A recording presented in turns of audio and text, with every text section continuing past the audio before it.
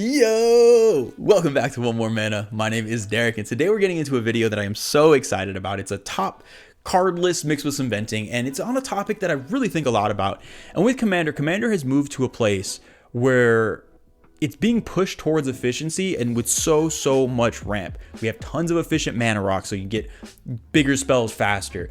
Even in non-green colors, we have things like Smothering Tide and Jeska's Will and all of these treasure producers with just so many, whether it's Dockside or anything else, so many ways to just make insane amounts of mana across all colors. And if you look at the most popular commanders in the format, you have stuff like Golos and Thrasios and Chulane and all of these other decks that are just basically just pooping out mana the whole time.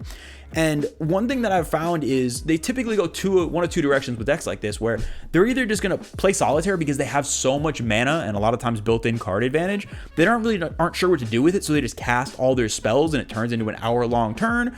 Or they go the route of using all this mana in a handful of ways, whether it's the Exsanguinates or Torment of Hailfire, pumping the Thrasios, getting all your permanents into play, or drawing your deck and playing out a Thassa's Oracle. It's kind of a few different ways it gets used. And what I think is that we need to stop and appreciate just the beauty of Commander in the sense that it is a format where we just get to make all of this mana, and basically every game you're going to have access to more mana than you're usually going to have in any other format. And I think we can find creative ways to use that isn't the same old hour-long solitaire turn or the same old Exsanguinate I win type deal. And that's why today I want to talk about my favorite mana sinks in the format. And mana sinks can take on a variety of ways. It can be X spells, activated abilities, or just cards that you can just pump a bunch of mana into and see cool stuff happen. And there's been so many cards printed. I mean, there's been like 2,000 cards printed this year alone. There are so many awesome options, and I think expanding our options into what might not be the most peak efficiency wise and might not just win the game on the spot, you can still do some explosive stuff that's gonna win you the game, but in some weird ways. So if you want any of the cool cards in this list of my favorite mana sinks, or you got some of your own that you haven't picked up yet, head on over to TCG Player. TCG Player is amazing. Anything you're looking for, you can find there. Any type of old printings, weird printings. I got some obscure cards on here. You'll be able to find them there. If you use the affiliate link down in the description below, it'll help support the channel in the process. We really always do appreciate all the help. But let's just jump straight into this list. It's a top 7 list because I tried to do top 5 and I had too many cards I was excited about. And we have an honorable mention, so like a top 7.5. It's my list, I'm gonna make it up. So we'll start with the honorable mention, and you'll be shocked, anybody who knows me, to know this is not on the list, and it's Villainous Wealth is the honorable mention. And the only reason this didn't make it on the list is this kind of fits into the category of cards I was just talking about, where it's very fun to cast and everything, but resolving this card turns into an hour-long adventure. And every once in a while, I still love playing my Villainous Wealth deck. It's great, it's a good amount of fun. But doing it all the time is exhausting, and it just grinds games to a halt. So I do think that while I love it, couldn't quite put it on my top list of cards because really the cards on here, like you see, fit a theme of have all this mana, spend it quick, see something cool, and kind of save everybody some time in the process. All right, so at number 7, we have a card that I find fun in a variety of decks, and it's Mind Grind. Now, obviously, this is most at home in mill decks, but basically you pump X mana and everybody essentially reveals and mills until they hit X lands. What I love about this is there's so many decks that ramp so crazy in the format, and the most efficient decks in the format typically don't run many lands, that, making 20 or 30 mana in a deck is not unheard of, and it's basically an awesome way to just mill everybody out. It's hard to pull off. You need a really high amount of mana to do it, but between the fact of needing all that mana to win with it and the fact that it punishes those hyper efficient, hyper rampy decks, just makes it a really fun card to play. And when you do pull off a win with this, it's something people really are not going to see coming. At number 6 is a card I've talked about a lot on the channel. It's a card I put into every deck it can go into, and it's Kessick Wolf Run. And this is just the epitome of what I'm looking for in these type of cards. You can make all of this mana, pump it into a creature, give it trample, maybe alpha strike someone, and it's just quick and efficient. You don't have to sit there and think and cast 30 spells and do 30 things. You just made all this mana, you got all your resources together, and you're throwing it and just pumping something up. Maybe you want to flex on them, maybe you got a little Steve on the table, you want to make it a 30-30 trampling Steve. Go ahead and live your best life. That's what you need to do, and it's just a fun card, it's a simple card, and it's a way to win the game all in one. And it's been, again, kind of just not to harp on it, but instead of taking an hour to pull something cool off, it's quick to the point, and it can be very explosive and still get you those wins. Then at number 5, we have a card that I actually don't see played as a commander much, but I just love it, and it's Kamal, Fist of Crossa. Kamal is a really interesting card, especially in lands decks, because you can just pump mana to turn everyone's lands into creatures. Don't be mean about it. Don't turn every board wipe into a mass land destruction spell. What I do love about it, though, is the fact that if you just end up with a bunch of green mana, and obviously in green you can make, whether you're using Cradle or Growing Rights or just being green, you're going to have so much mana available. This is the type of thing where you can just have Kamal out and a board full of lands, turn a bunch of the lands, whatever you can, into creatures, then use the overrun effect on them, or you can give overrun to your creatures. It's a really fun thing.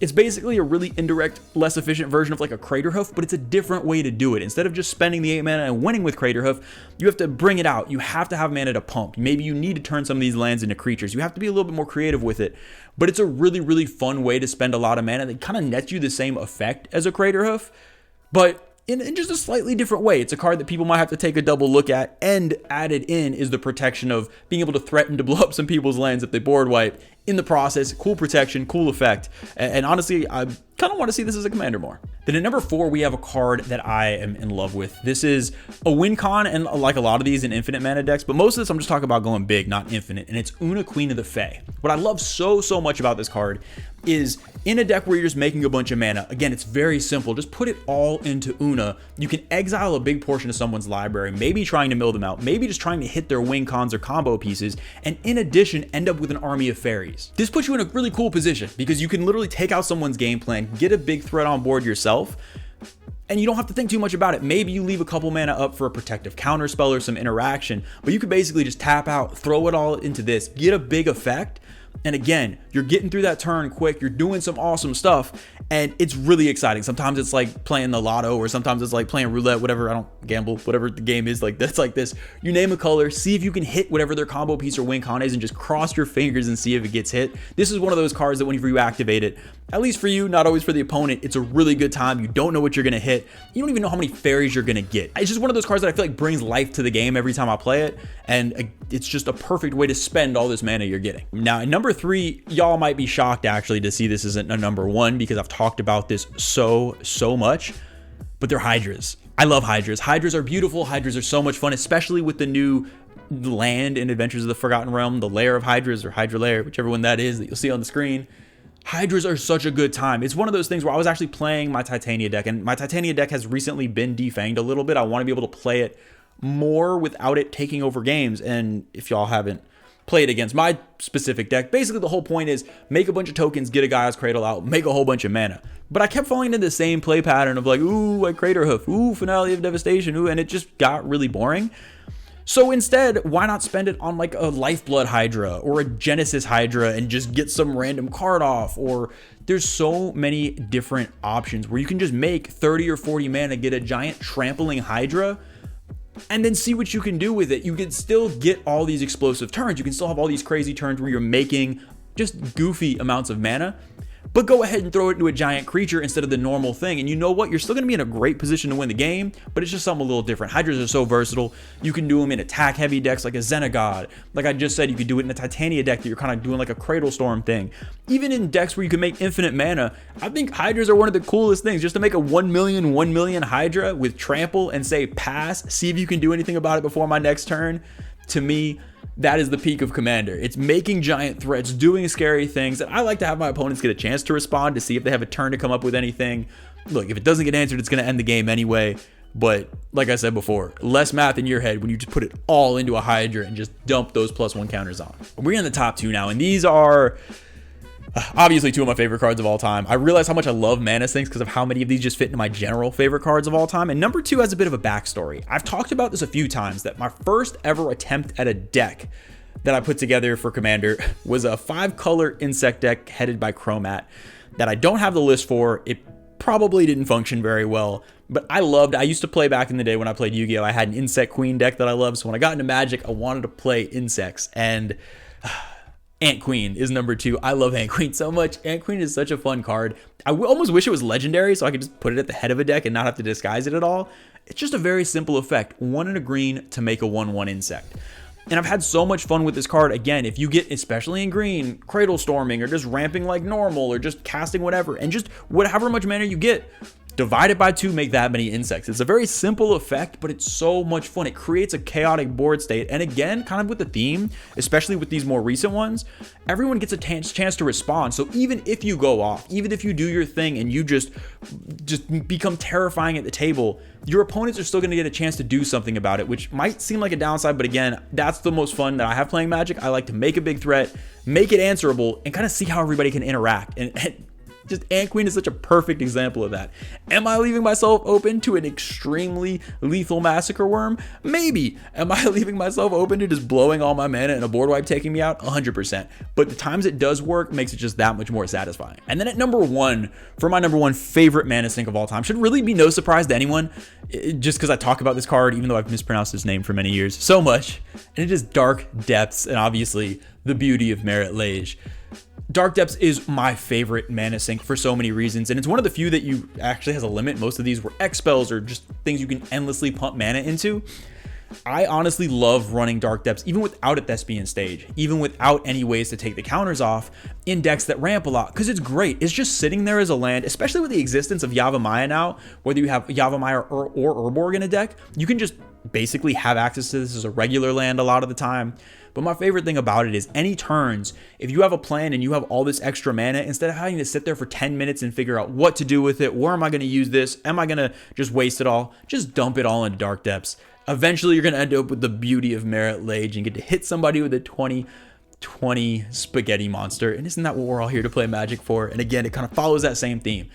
It just allows you to do explosive things efficiently, and really gives you a shot to see how your opponents can deal with these threats you throw out. That is going to do it for my favorite mana sinks. I really hope y'all enjoyed it. This has been so much fun. I spent so much time just looking through all of my deck lists that I've basically ever built, looking at all the different mana sinks I've utilized, and just reliving all of the great times I've had with all of these.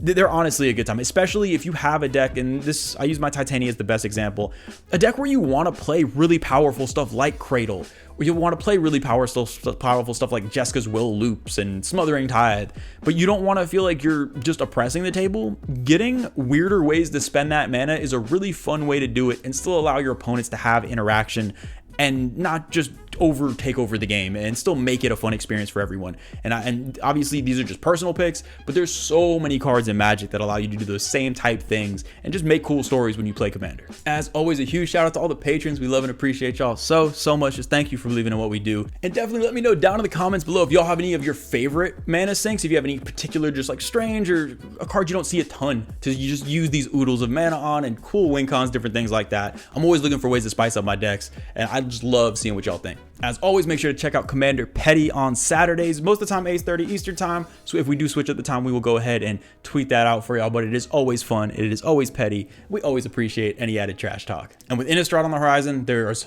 obviously so many exciting things to come. But until then, I will see y'all next time.